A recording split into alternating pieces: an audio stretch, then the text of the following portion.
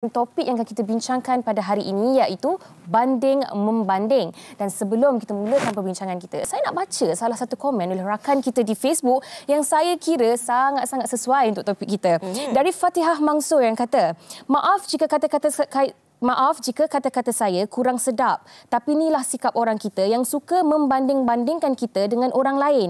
Sebagai contoh, bila nak kahwin, bila dah kahwin, bila nak ada anak. Inilah soalan yang akan keluar bila raya nanti. Saya rasa shaking bila nampak makcik bawang. Itu yang tadi sempat juga dikongsikan oleh rakan kita di TikTok, dan ini komen daripada rakan Facebook kita, Halijah Hanif. Dia kata, bandingkan barang yang ada di rumah jiran dengan rumah kita, lama-lama letih jadinya. Lama-lama bergaduh suami isteri kerana suami tak mampu nak lawan beli. Ini yang kita kongsikan. Konotasi ataupun konsep tentang banding-membanding ini mungkin berbeza dari satu individu ke satu individu. Tapi ada juga komen rakan kita di Facebook tadi, katanya kalau sikap banding-membanding itu kadang-kadang bagus juga kerana ia mungkin boleh menjadikan kita ini lebih bersemangat untuk berusaha. Betul ataupun tak betul, setuju ataupun tidak, terus kongsikan komen anda bersama dengan kami di WCI TV3. Dan kita nak perkenalkan tetamu-tetamu kita di studio hari ini. Kita mulakan. Kita tak bandingkan. Masing-masing ada keistimewaan dan kelebihan dalam bidang masing-masing. Kita kenalkan di hujung sana dahulu. Kita bersama dengan Encik Zahid Muhammad. Assalamualaikum Encik Zahid. Waalaikumsalam warahmatullahi wabarakatuh semua. Okey. Dan kita juga bersama dengan Luqman Hafiz. Apa khabar? Hai, khabar baik. Selamat puasa semua. Selamat puasa. Tadi baru je bandingkan dia di kaca televisyen tadi dengan depan-depan. Betul. Dan kita bersama dengan Ida Moin. Assalamualaikum kakak. Salam, sihat ke? Sihat. Nampak? Okey. Okey Telah ni. Awak lompat depan saya. Sorry kakak gurau ya. Kita bercakap tentang banding-membanding ini. Sebenarnya saya sukar untuk tanyakan soalan pertama ini sebab kadang-kadang kita melihat perkataan banding-membanding itu dalam satu konsep ataupun konotasi yang negatif. Tetapi sebenarnya hari ini apa kata kita tukar? Bagaimana kalau kita ingin melihat konsep banding-membanding ini dari sudut yang lebih positif pula, Cik Zahid? Boleh. Bismillahirrahmanirrahim. Assalamualaikum warahmatullahi wabarakatuh semua. Okey, banding-membanding, ada orang kata, bahasa Inggeris, ada pepatah bahasa Inggeris dia kata, comparison is the mother of all stress. Membanding tu adalah ibu kepada semua jenis stres. Sebab dengan membanding tu kita rasa hilang kawalan, kita rasa macam kenapa aku tak dapat, why me? Dia jadi why me, kita jadi rasa macam jadi mangsa keadaan. Tapi betul Fiza, saya pun duk terfikir juga, bolehkah kita nak twist banding-membanding ni dalam bentuk positif? Rupanya boleh. Ada dua, saya rasa ada dua situasi utama yang semua kita pernah hadapi bila kita boleh banding. Pertama, syarat dia jangan banding dengan orang lain, tapi banding kita diri sendiri dengan tahun lepas. Macam tahun lepas, raya terkejut kan. Harap-harap tahun ni bukan raya terkejut. Maksud dia, ada tak improvement kita daripada bulan puasa tahun lepas, dengan puasa tahun ni, mana lebih berkualiti. Itu okey, boleh banding. Yang kedua, boleh banding beli barang. Boleh banding harga, tak ada masalah. Dapatkan 3 quotation ke, survey 3 kedai ke, tengok mana yang, dan kadang-kadang harga yang mahal tu tak semestinya kita tak beli. Sebab bila kita tengok harga, walaupun dia mahal, dia mungkin nampak kualiti dia lain. Tahan lebih lama, dia ada jaminan, ada warranty.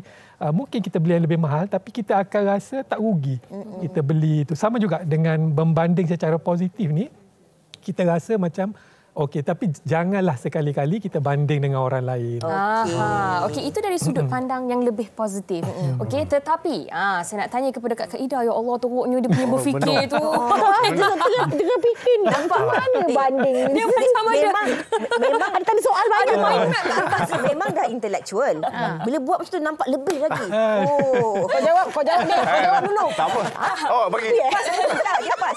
Tapi ya Kak Ida, bila kita bercakap tentang banding-membanding ni kan, kita sebagai manusia, itu adalah fitrah kita. Terkadang kita akan mula membanding-bandingkan diri kita dengan orang lain. Apa yang dia dapat, kenapa aku tak dapat? Dari segi rezeki mungkin yang sama juga. Tetapi pernah tak Kak Ida berada dalam situasi yang dibandingkan? Apa perasaan pada waktu itu? Dibandingkan, ni contoh. Contoh dia macam kita sekarang media sosial kan semua orang ikut pada followers.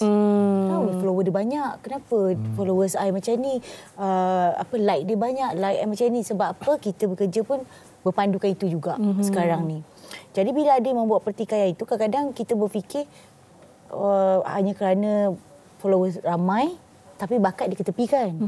Kadang-kadang akak rasa benda tu tak adil. Kadang benda tu tak adil. Jadi bila orang membandingkan daripada followers dan juga bukan dengan bakat tu, rasanya bukan satu yang positif punya inilah. So jadi apa yang perlu kita buat adalah macam akak sendiri, akak tak ada masalah benda tu. Sekarang kita yakin dengan apa yang kita, bakat yang kita ada. Puasa. Nampak puasa. Nampak puasa. Kering. Kelai liuk. Kan bakat yang kita ada. So bagi akak itu tak ada masalah lah. Kalau kata orang nak membandingkan diri dia, kadang bila kita ni ipaduai. Kadang anak dia ni bijak, anak dia ni kurang bijak. Kadang-kadang benda-benda macam tu boleh jadi itu isu sensitif. Betul. Sebab itu berkenaan anak kita punya kecerdikan dia kan, kemampuan dia. Tapi orang kata macam Kaedah sendiri, orang kata ukur baju di badan sendiri. Kalau itulah saja Allah bagi untuk anak kita, itulah dia. Macam akak, apa yang Allah bagi bakat kat kita, itulah yang ada. Rezeki pun macam tu juga. Betul. Sebab mungkin kita Kaedah ni dikelilingi, kita bukan orang-orang yang betul-betul kaya ke apa, biasa-biasa je. So soal banding-membanding yang teruk macam aku lebih ni, nanti kalau raya kena pakai sampai sini baju 3-4 pasang. Betul, benda tu wujud. Berlaku. Benda tu wujud. Dia macam ni Kak Ida. Tolong hulur. Kau Ayu baju raya berapa pasang 5 pasang. Nampak. Macam tu kan. Itu wujud, itu memang ada. Betul. Tapi macam kita yang jenis tak ambil tahu, lantaklah. Ini kita harus akur bahawa jalan ataupun kehidupan setiap manusia itu adalah berbeza-beza. Rezeki kita berbeza-beza, jalan kehidupan kita, cerita juga berbeza-beza. Ini mungkin apa yang Ida kongsikan ini ada kaitannya dengan Luqman sendiri. Kalau dalam kerjaya sendiri, mungkin kerjaya sebagai selebriti, sebagai artis ini mungkin ada banyak perbandingannya. Contoh, kadang-kadang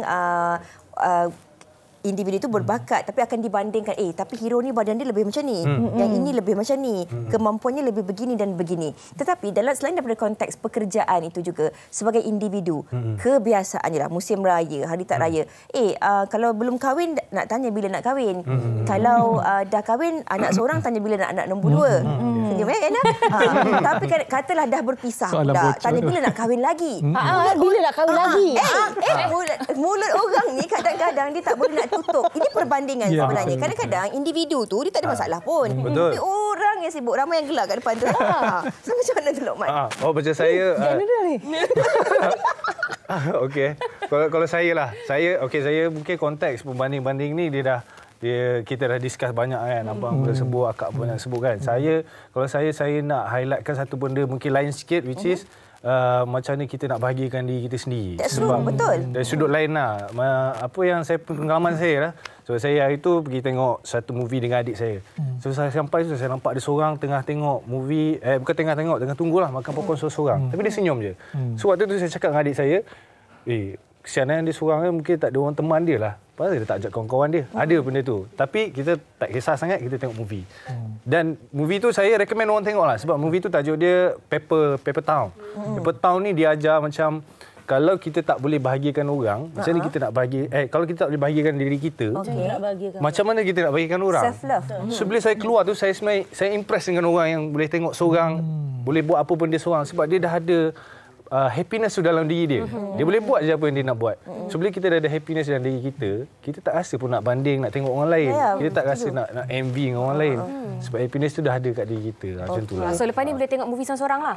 Boleh, insyaAllah. Memang dan ini ada kaitan dengan soalan yang saya tanyakan tadi tu. Sebab kadang-kadang bila orang bertanya tentang bila nak tambah anak lagi seorang, dia gembira dengan anak yang seorang. Kenapa dia tunjuk ke sini? Kenapa yang belum kahwin tu tak kahwin? Mungkin dia selesa dengan kehidupan asalkan dia tidak menyusahkan orang. Single efficient. Self-love. Self-love. Dia tekan bahagia cara masing-masing. Self-love. Kawan-kawan ingat ya. Betul. Read my lips, self-love. Hashtag lah terus. Hashtag terus Okey, lah. banyak lagi yang kita nak tanya kepada tetamu kita, terutamanya kepada Encik Zaid sekejap lagi. Saya nak tanya, selain daripada self-love ataupun kebahagiaan dalam diri sendiri, kunci dia juga adalah bersyukur. Kalau kita bersyukur dengan apa yang kita ada, tidak mungkin akan berlakunya banding-membanding ini. Tapi sekejap lagi kita akan dengarkan jawapan Encik Zaid. Sebab kita nak dengar dulu pendapat orang ramai tentang topik kita pada hari ini, iaitu banding-membanding. Ada tak self-love kat dia orang jawab?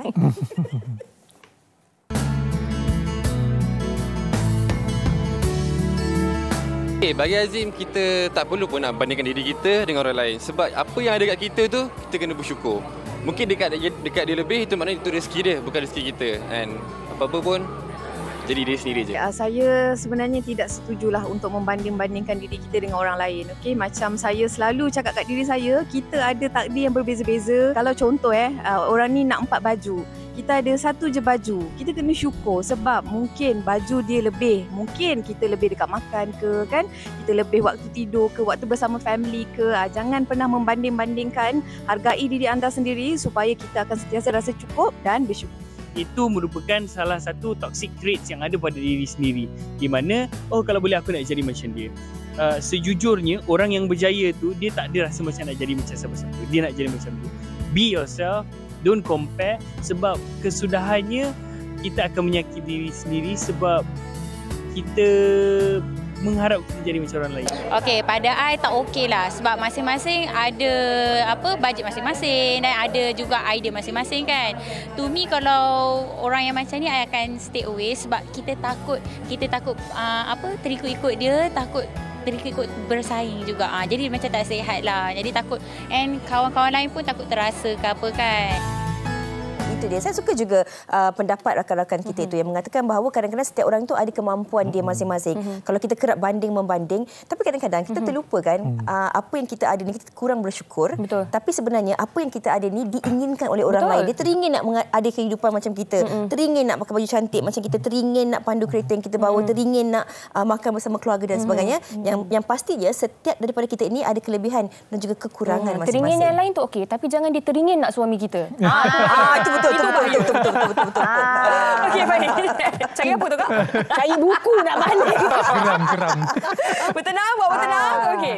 Macam yang saya tanyakan tadi kepada Cik Zahid kan. Saya rasa konteks banding-membanding ini sekiranya macam yang Luqman kata tadi, kalau tak ada rasa bahagia, rasa gembira, self-love dalam diri kita tu dan juga kalau tiada kesyukuran. Kalau kita ni sejenis orang yang sentiasa bersyukur, mungkin tidak akan timbul soal banding-membanding apa dia ada, aku tak ada dan sebagainya, Cik Zahid. Perfectly said lah sebenarnya. Memang betul sangat Dato'. Saya cuma nak highlight satu artikel saya terbaca ditulis oleh Rania Naim. Rania Naim ni well-known poet lah.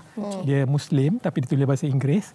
Salah satu artikel dia yang paling banyak viral, dia kata, you know true happiness is when you know God is enough.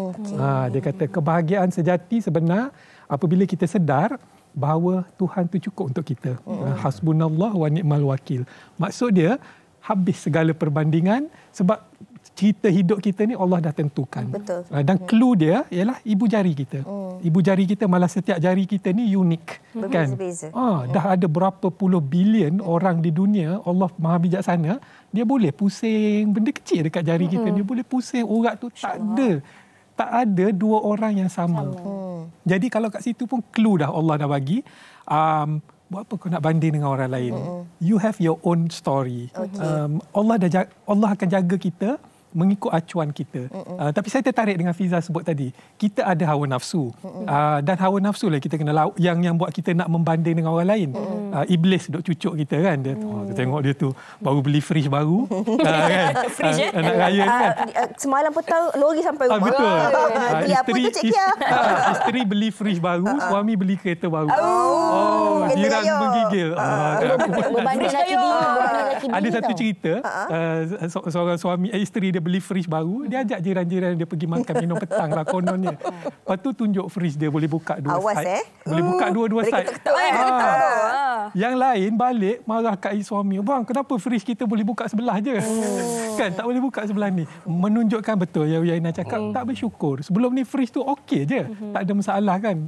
Tak terfikir pun boleh buka dua side. Tapi bila dah tengok orang lain dapat, iblis hawa nafsu dia panaskan, mula tak cukup. Patut dia bersyukur dapat makan free tu. Exactly. Kadang-kadang kena bersyukur dapat tengok pun bersyukur juga. Kan? Kalau kita cara kita nak lawan hawa nafsu ni, sebab dia tetap akan berlaku, dia tetap akan ada. kita kena buat macam ni. Strategi dia. Okey. Dia panas. Kalau kita, bila kita dah tunggu nak jawab Bila kita nampak orang lebih pada kita jangan banding. Kita target nak jadi macam dia. Kita target. Itu yang kita tukar konsep positif tu. Macam mana dia boleh bawa kereta cantik, macam mana dia bisnes dia besar, macam mana keluarga dia bahagia, macam mana. Itu tak apa. Dan kita nak banding, boleh kita banding ke bawah. Kita bawa kereta buruk je, gering-gering kan. Tiba-tiba datang pakcik sebelah, naik motor bawa cucu nak pergi masjid. Tiba-tiba hujan. Masya Allah, aku kereta buruk pun bersyukurlah pakcik ni kesian. Berhujan, basah dan sebagainya. Kalau macam tu, okey. Tapi kalau hidup macam tu, kalau berfikiran macam tu, yang positif, saya rasa macam hidup dalam fantasi tau. Benda tu tak macam tak wujud. Benda tu, sebab kalau kata... Dia panas. Tak. Sebab keadaan kita ni, kita cerita benda yang betul-betul yang jadi.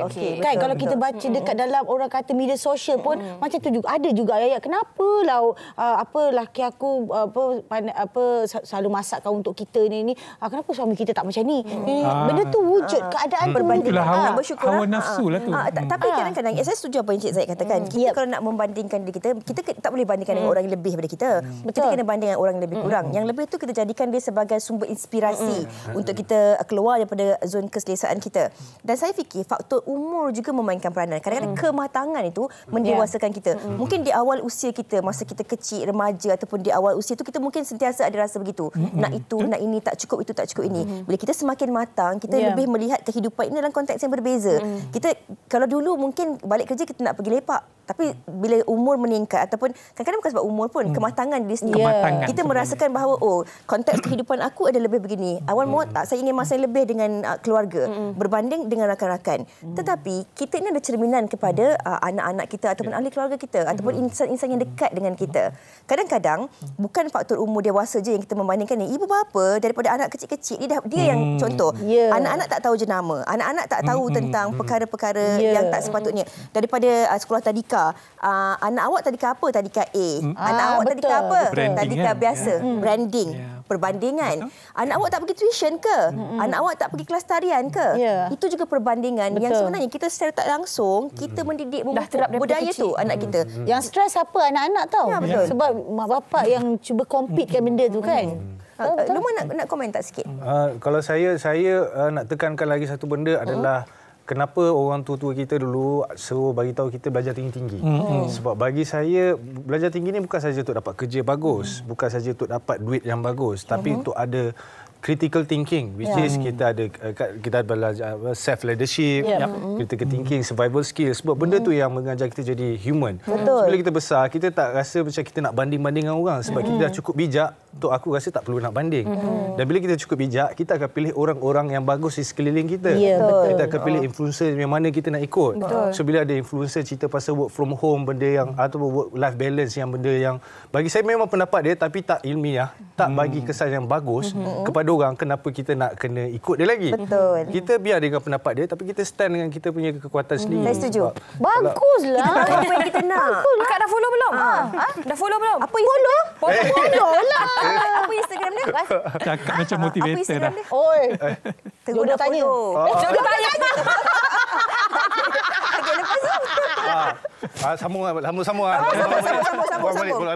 Sambung. So bila kita dah pilih orang-orang sekian tu, Suka skip soalan orang. secara tak langsung benda-benda baik yang dia sampaikan tu kena tempias benda-benda elok kat kita. Itu je sebenarnya. Positiflah dia ni. Kenapa yang dikenakan orang lain tapi saya yang blushing ni? Ya Allah ya Tuhanku. Apa pula awak ni adik? Allah Akbar. Gurau. Adik. Kak Ida ni lain macam. Okey. Tak banding. Live banding. Penonton tengok. Jangan. Kita bukan apa. Belum puasa ke? Ya. Belum puasa. Puasa kan? Kalau dibanding untuk hari ni. Okey, baik. Banyak sebenarnya yang kita dah bincangkan dan kita pun dah hampir ke penghujung perbincangan kita. Encik Zaid, di awal tadi Fiza dah tanya tentang apa antara konotasi positif yang kita boleh ambil daripada ini. Tetapi mungkin Encik Zaid boleh tegaskan sedikit di sini. Bahayanya sekiranya setiap hari dalam kehidupan kita ni, kita sering kali membanding-bandingkan dengan orang lain. Pencapaian orang, kebahagiaan orang dan sebagainya. Rezeki orang. Betul. Saya rasa sebab satu paradigma yang kita salah measure sebenarnya. Kita salah ukur. kita ukur kebahagiaan dengan kekayaan, dengan wang ringgit dan sebagainya. Jadi kita tak nampak orang yang kaya itu belum tentu bahagia. Kita kena ubah. Saya tertarik dengan pepatah Jerman. Pepatah Jerman dia kata, kalau saya ni banyak pepatah lah pula hari ni. Orang biasa dia panggil, bila aku kaya, aku akan bahagia. Kan standard all over the world, semua fikir macam tu. Nanti aku kaya, nanti aku bahagialah. Tapi ramai yang tak capai kaya. Jadi seumur hidup dia miserable. Dia duduk banding, tak bahagia. Orang Jerman kata, sebab tu orang Jerman maju ke hadapan. Dia kata salah. Apa kata kita ubah? Dia kata, bila aku bahagia, aku ada peluang jadi kaya. Betul. Macam tu. Jadi dia ajar anak-anak dia, jangan kejar material. Material belum menjamin kebahagiaan, tapi kejarlah kebahagiaan. Senyum. Susah nak buat lah, betul. Saya setuju. Memang susah nak buat. Tapi ini ujian lah. Sebab tu tak ramai orang yang berjaya. Tak ramai orang yang betul-betul bahagia kan. Dia kata, kalau kita when I'm happy, I smile. Itu pun reaktif sebenarnya. Bila aku bahagia, aku senyum. Salah juga. Rupanya bila aku senyum, aku akan bahagia. Betul. Maknanya kita kena senyum dulu. Senyum tak masalahnya. I tak bahagia, I bagi orang lain yang bahagia. Tapi tadi kan kita berbalik kepada self love, kita kena bahagikan diri dulu. Baru-baru ni kita ada buat topik ni, walaupun saya sama ada Cik Saiful, Cik Zayat tu Cik Saiful yang cakap, kalau walaupun kita tak happy, kita kena paksa diri untuk senyum. Secara tak langsung kita akan bahagia. Dan yang paling penting, kata kunci daripada Cik Zayat tu, kita tak perlu kaya untuk kita bahagia, tapi yang kita sememangnya kena bahagiakan diri kita tu, dan insya-Allah kita akan boleh jadi kaya. Kaya ni subjektif. Kesihatan, kebahagiaan, dapat membahagikan orang lain, ni yang kita katakan tadi. Cerita setiap orang itu adalah berbeza-beza jalannya. Cakap tentang perbandingan yang mungkin dalam dunia fantasi ni, tak mungkin kita boleh 100% tak membandingkan diri kita. Apa yang nak disampaikan oleh kerut sangat kau. Aku tak boleh nak sampai apa. Kau cakap tadi best. Senang awak cakap Ida. Kena bagi pepatah juga. Pepatah dia macam tadi, ukur baju di badan sendiri. Betul.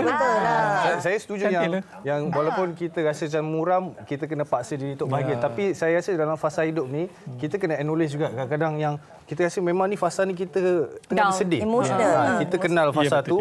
Sebab bila kita kenal fasa tu, mungkin akan ada satu turning point. Kita tunggu turning point tu untuk kita keluar daripada fasa tu lah. Sebab kalau kita cuba sedih, senyum, kau ingat kita gila pula kan.